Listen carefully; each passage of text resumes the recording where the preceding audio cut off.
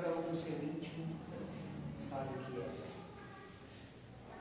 Que possamos ser atendidos nesta noite, naquilo que necessitamos, e que possamos levar essas energias até aqueles que tanto necessitam, sejam nossos conhecidos ou não. Pai nosso que estás nos céus, santificado seja o teu nome, Senhor. Venha a nós o teu reino.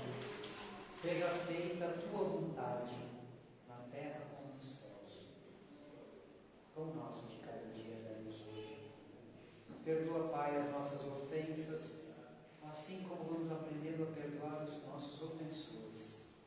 Não nos deixes cair nas tentações do mundo e livra-nos, Pai, de todo mal, que assim seja.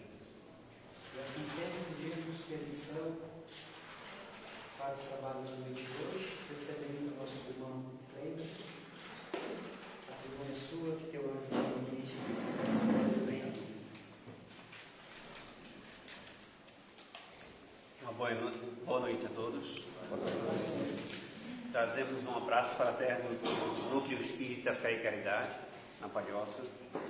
E para o tema de hoje, a gente traz o início do livro de José Carlos de Lucas, Alguém me Tocou.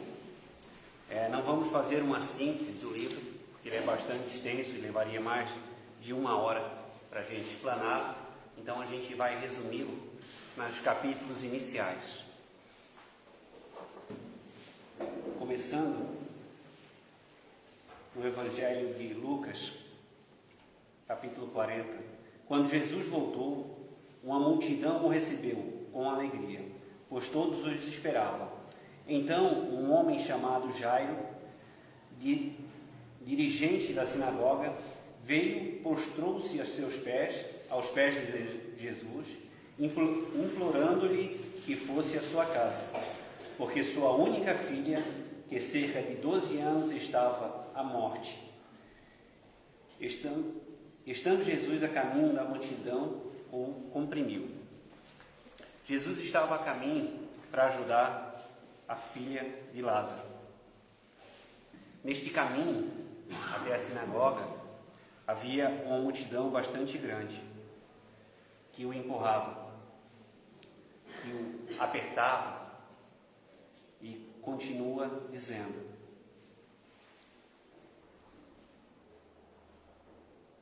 e estava ali certa mulher que havia 12 anos vinha sofrendo de hemorragia e gastava tudo o que tinha com os médicos, mas ninguém podia curar.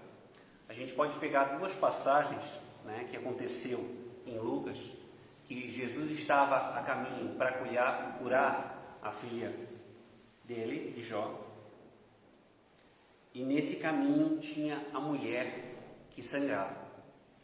E aí a gente volta um pouquinho, porque dentro desses ensinamentos a gente pode tirar a prece, a fé e a cura, dentro desse pequeno ensinamento.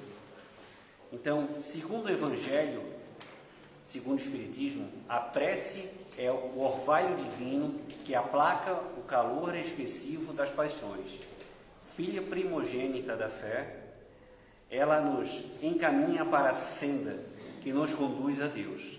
Mais adiante o Espiritismo adverte: a forma nada vale, o pensamento é tudo. Ore, pois cada um segundo com convicção é da maneira quem mais o toque. Um bom pensamento vale mais do que um grande número de palavras, com que os quais nada tem no coração. O que a gente pode resumir é que tanto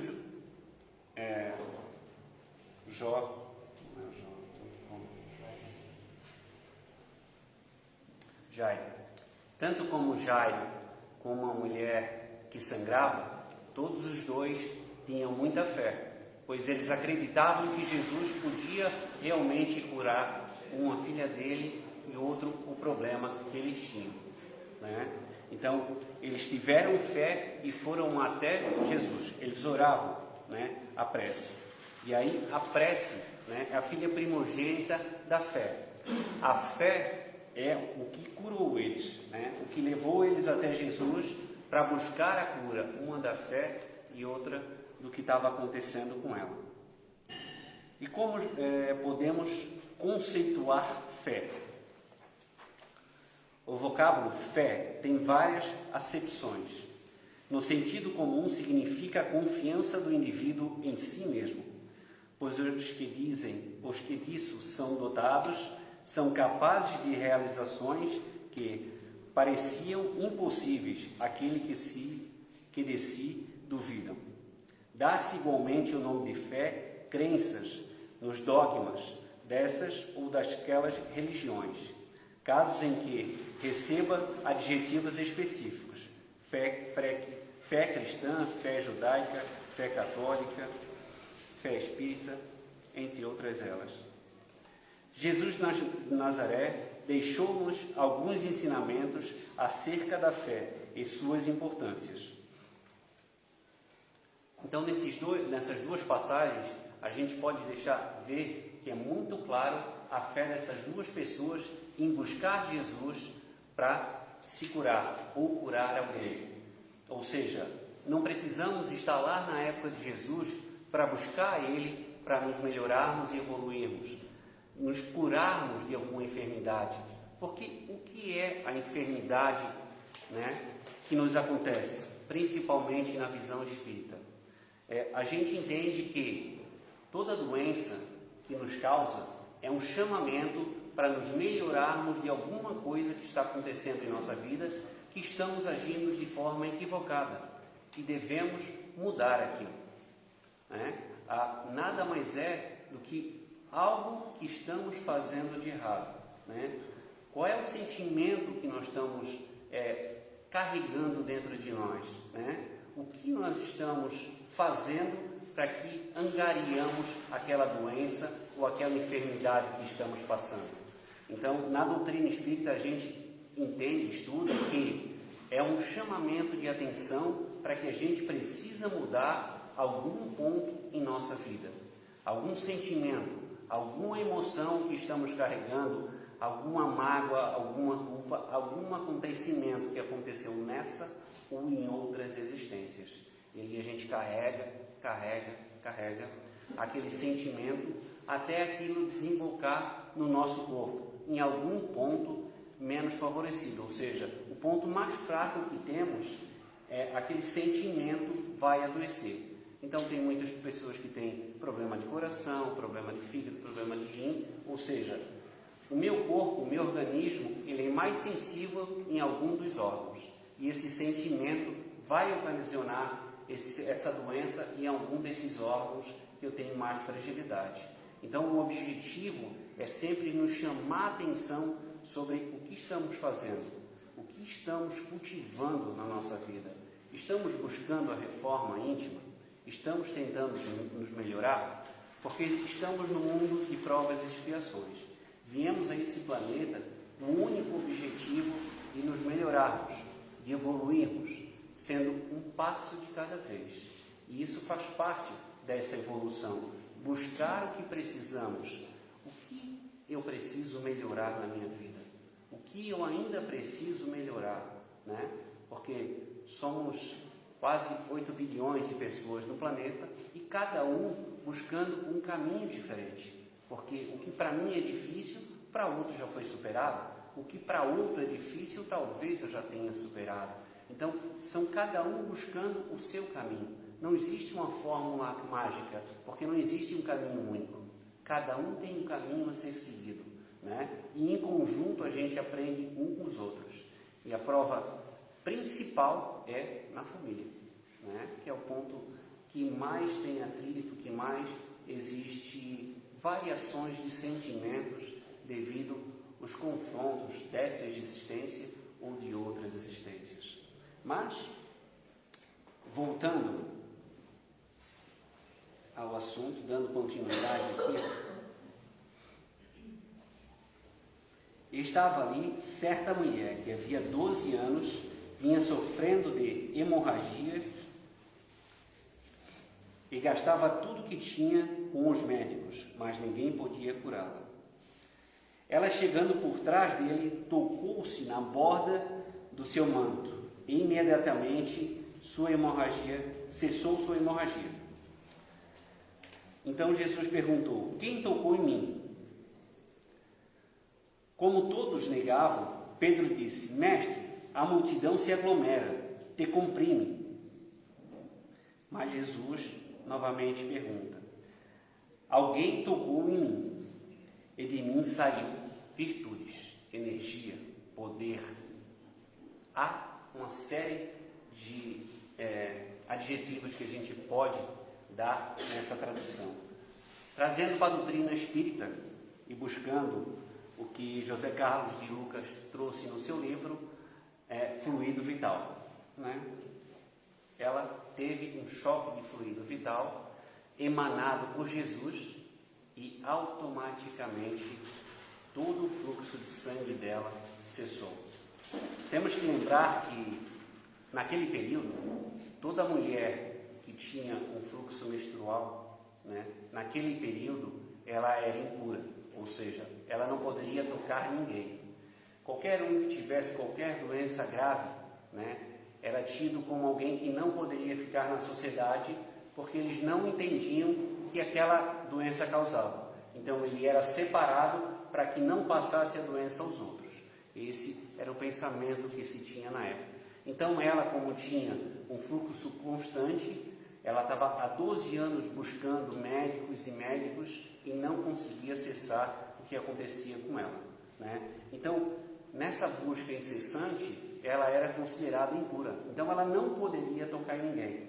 Então, se ela fosse pedir a Jesus que a curasse, Jesus não poderia tocar. O pensamento dela seria que se Jesus me tocasse, ele se tornaria impuro. Então, ele não pode me tocar. Eu tenho que tentar chegar, né, a ele e tocar na veste dele. Então, não se daria como ele me tocasse. Então, ele não se tornaria impuro, né? Pois foi ela que fez o ato, né? E a fé dela foi tanta que ela simplesmente tocou e conseguiu automaticamente cessar esse fluxo de sangue. Ou seja, o fluido vital descarregado em cima dela fez ela curar daquela enfermidade que ela vinha trazendo há 12 anos. E aí a gente abre um parênteses sobre o que a gente estava conversando agora, que é essa busca interior. Ela veio há 12 anos buscando uma forma de se curar. Mas não foi exatamente a forma de curar, foi a fé dela que levou. E como a gente leu, né, ela pedia a Deus, ela tinha prece. A prece é uma ligação direta com Deus. Ela pedia, ela buscou. E nessas orações, nessas buscas, provavelmente, ou com certeza, a equipe espiritual trabalhou para que ela mudasse os pensamentos delas, os sentimentos que levou a ela ter aquele fluxo constante de sangue, né? Porque a gente entende, como a gente já falou, que a doença é exatamente alguma coisa que nós estamos fazendo de errado. Então, ela foi, ao longo de todo esse período, mudando o seu pensamento e se melhorando. E, naquele exato momento que ela tocou Jesus, ela teve esse dito, na época, milagre, que cessou exatamente o fluxo de sangue. Então, a gente não precisa estar lá na época de Jesus para nos curar de qualquer enfermidade que temos. Devemos buscar e, principalmente, analisar o que precisamos mudar em nossa vida para que o amanhã seja melhor. Para que eu faça um presente diferente, para que o meu futuro seja melhor. Porque o passado eu não consigo mais mudar. O passado já foi. Eu consigo fazer um presente para que o meu futuro seja melhor. E essa é a busca constante que a gente precisa fazer diariamente.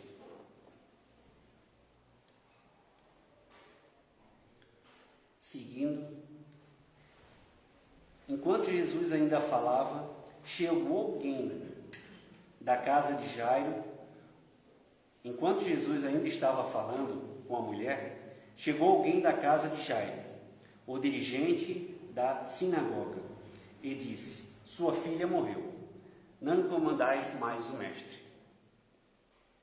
Ouvindo isso, Jesus disse a Jairo: não tenha medo, tão somente creia que ela será curada. Ou seja, Jesus diz a Jairo que ele precisa ter fé que a sua filha será curada. Então, a gente pode, né, trabalhar a prece, que a gente já comentou, a fé e principalmente o poder da cura, que é relacionado a esses dois itens. O poder da fé tem aplicação direta e específica na ação magnética que rege as moléculas de que são formados os órgãos de nosso corpo. Ao invocar a fé, colocamos em movimento determinadas vibrações e alterações químicas em nossos cérebros enquanto pensamos. Essas vibrações vão percorrendo os caminhos dos neurônios, depois de nosso corpo como um todo. Elas vibram em cada corrente química de nosso organismo e, à medida que a cada carga dos impulsos elétricos do pensamento é enviado, neste caso positivo, de vez que a fé é uma relação íntima com o plano espiritual, né? Nesse caso estamos pedindo exatamente a Deus a cura, vai alterando a química e consequentemente nosso sistema imunológico. Por isso é que se dá a cura pode ser estabelecida. Nesta hora, uma energia maravilhosa desprende-se de nós, como um ímã, une-se ao fluido universal, que por graça de Deus está por toda parte, modificando-lhe adequadamente as qualidades, dando-lhe o impulso irresistível na busca da cura. A gente pode entender que quando a gente ora com fervor, quando a gente pede a Deus que nos dê força, que nos mostre o caminho, que nos dê entendimento para superar aqueles ensinamentos, a gente movimenta fluido vital, energia, porque tudo que movimenta dentro de nós é a vontade, a energia que eu tenho, né? O Espírito tem a vontade de fazer e depois eu faço, né? Então tudo começa com um pensamento. Eu só faço uma ação, mas antes de fazer a ação eu penso. Então eu tenho uma vontade de fazer, eu tenho a vontade de ter fé, eu peço a Deus energia para mim conseguir superar aquela dificuldade. E aí eu movimento toda essa energia dentro de mim e eu consigo me curar de alguma enfermidade que eu possa ter, né? E aí a gente tem o auxílio do passe, a gente tem o tratamento, o atendimento fraterno na casa. Então a gente tem vários segmentos dentro da doutrina espírita que podem nos auxiliar para que a gente busque a encontrar esse caminho, se de alguma forma a gente não está encontrando, né? Um objetivo, um ponto desse é a vontade que cada um de vocês teve de vir até aqui hoje, de buscar a palestra para ter um pouquinho mais de conhecimento. Nada do que foi falado aqui é desconhecido, mas é sempre importante a gente lembrar, né, essas informações para a gente ter sempre atento sobre o que a gente pode fazer, sobre o que a gente pode buscar, sobre o que a gente deve fazer, né, no nosso dia a dia para que o nosso amanhã seja melhor. Essa busca constante, né, de um aprendizado, de uma evolução, de eu ser melhor, de eu ajudar o próximo aqui, assim como foi dito na própria mensagem inicial, né, dita por Chico.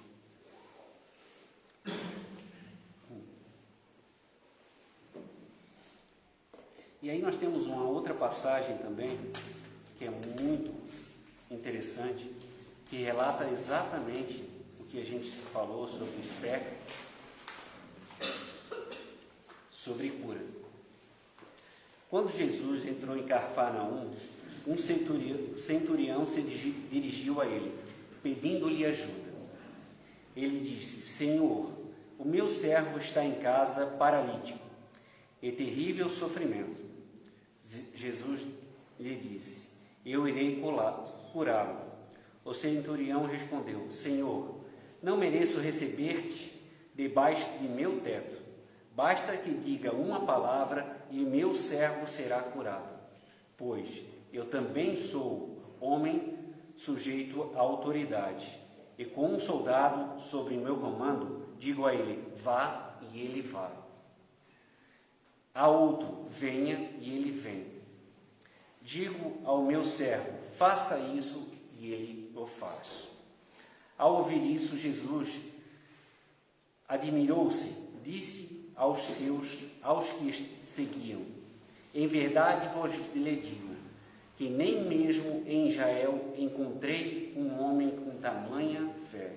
Ou seja, esse centurião, no início, não acreditava, em grande parte da sua vida, em Jesus. Em grande parte, trabalhou buscando desmascarar Jesus, tentando mostrar que Jesus não seria o mestre, que ele não veio trazer tudo o que ele veio trazer, porque ele não acreditava. E ao longo do tempo, ele muitas vezes estava próximo e escutava as passagens de Jesus e os ensinamentos.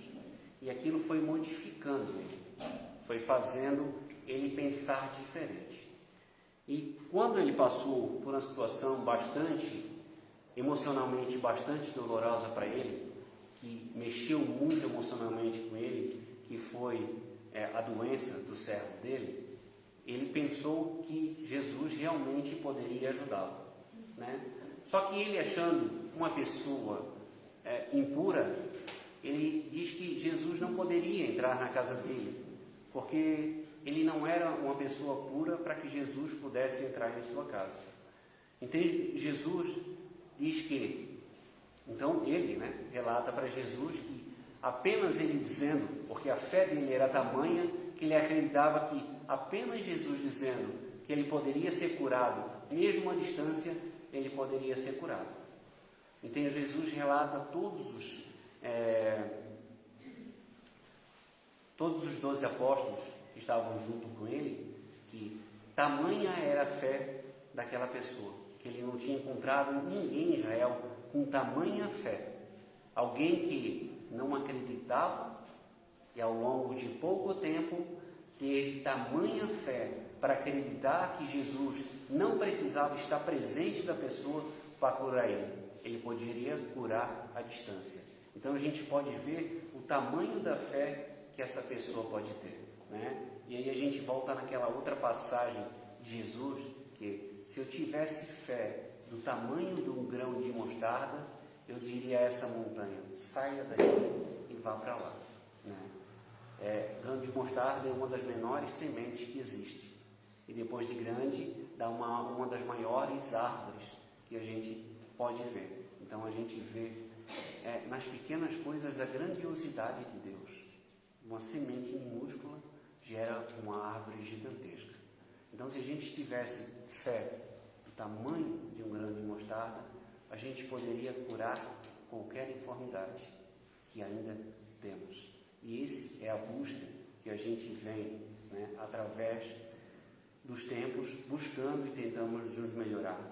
E nesse patamar de transição que estamos, transição planetária, a gente deve pensar que a gente deve buscar cada vez mais os ensinamentos do Mestre para que a gente consiga continuar nesse planeta seguindo a transição planetária. Ou a gente será expurgado, transitado por um mundo inferior para que a gente possa aprender lá primitivamente, lá da fase primitiva, aquilo que todos nós já passamos, Já passamos por todo esse processo e 2000 anos depois da vinda de Jesus, ainda temos no planeta muitos conflitos, muitos egoísmos, muitas mágoas, todos os sentimentos e principalmente ainda guerras, porque a gente ainda não consegue respeitar um ao outro, porque o meu é mais importante do que o outro. Então, é nesses sentimentos que o objetivo foi trazer, para que a gente pense, qual é o sentimento que eu preciso mudar em mim? O que eu ainda preciso melhorar? Porque só nós mesmos conhecemos o que de fato cada um de nós precisa e ainda tem o que melhorar, né? A gente mostra muito para fora do que eu queria ser e, na verdade, o que há lá dentro, no fundo, não é exposto, não é divulgado. E com isso a gente mente para nós mesmos, né? A gente vem sempre buscando tentar caminhos ou refúgios para tentar cobertar aquele sentimento ou aquele medo que eu tenho dentro de nós, né? Aquele sentimento que eu tenho dentro de mim. Porque eu não quero que o outro saiba daquele meu medo, daquela minha fragilidade, daquele meu sentimento que eu ainda preciso superar. Então, são nesses pontos que a gente precisa buscar. E a gente trabalha muito lá na casa sobre o não mentir para si mesmo. Porque mentir para os outros é até comum de acontecer. Agora, o problema está em mentir para si mesmo. Arrumar desculpas para um erro que a gente faz corriqueiramente, né? E a gente tem um exemplo bem simples, né? Que é no trânsito, né? Todo mundo, a maioria, dirige carro, né? E a gente comete aquelas pequenas infrações. Uma ultrapassagem em lugar proibido, um excesso de velocidade porque eu tenho que chegar no destino mais rápido, a minha pressa é maior do que a dos outros, então eu acabo cometendo subterfúgio, eu acabo atrapalhando toda a fila, né? E são pequenas coisas que a gente mente para o nosso íntimo sobre aquilo. É só uma ultrapassagem, é só um excesso de velocidade, é uma pequena situação. Só que é uma pequena situação que ele entra no automático. E aí é que mora o grande problema e o grande perigo. Porque depois que ele entrar no automático, eu faço sem pensar que está errado. Ele entrou no automático, eu já não dou mais bola sobre aquilo. Então, excesso de velocidade, eu vou cometer uma vez, depois outra, depois outra, depois outra, depois outra, e fica um ciclo constante.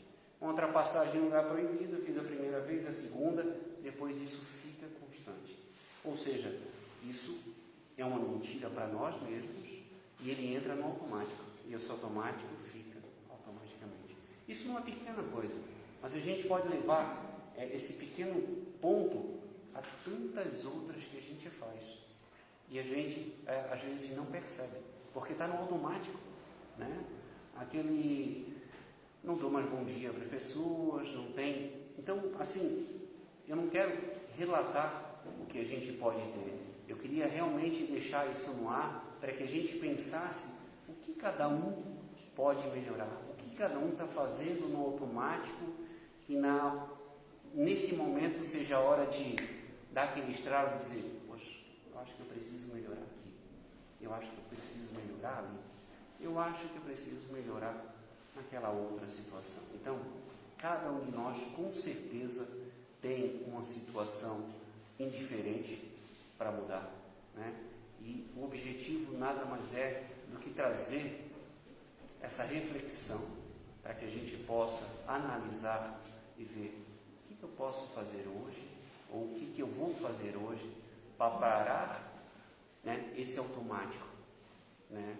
Vou parar de me estressar, vou parar de ter tantas dificuldades, porque tudo isso gera incomodações, né? Gera transtornos, porque o excesso de velocidade pode causar um acidente, né? Isso pode causar um problema bastante grave. Então, são consequências que eu busco uma reação que eu fiz. E algo que está automático em minha vida, né? Eu mesmo criei. Eu que tive a consciência e tomei por liberdade de fazer ultrapassagem. Ninguém mandou eu fazer. Então, o risco foi meu. E a consequência pode ser bastante grave. Só que é sobre aquele pequeno ato que eu fiz. Então, o objetivo é realmente a gente analisar e ver o que eu posso começar a tirar do automático na minha vida, que eu posso prestar mais atenção para que isso me traga a ser uma pessoa um pouco melhor. O objetivo sempre da evolução, sempre buscando nos melhorar. Espero que eu possa ter trazido uma pequena reflexão que a gente possa analisar e ver se talvez o que foi dito faça sentido, né? E se realmente eu tenho algum ponto a me melhorar. Obrigado a todos pela compreensão. Fiquem com Deus.